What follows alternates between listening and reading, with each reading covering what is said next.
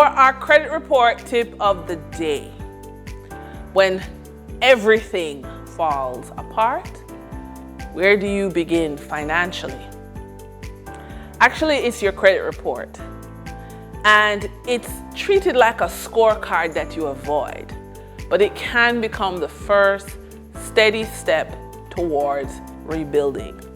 I've seen clients walk through loss, divorce, business failure, and still use that single document to start again.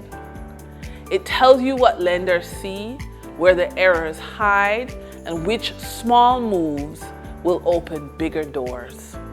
So start very simple. If you have internet access, pull your free credit report from the major bureaus and read every line.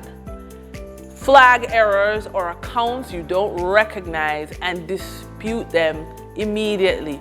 Ladies and gentlemen, we are in the period of identity theft and fraud. List accounts by interest and impact. If you have any collections, any charge-off accounts, any current balances. Make a realistic payment plan. The banks don't know what's happening in your life. Call them. Even tiny, consistent payments beat inaction. And the inaction is natural if you feel overwhelmed. But add positive activity. On-time payments, a secured card, or a small installment loan you can repay.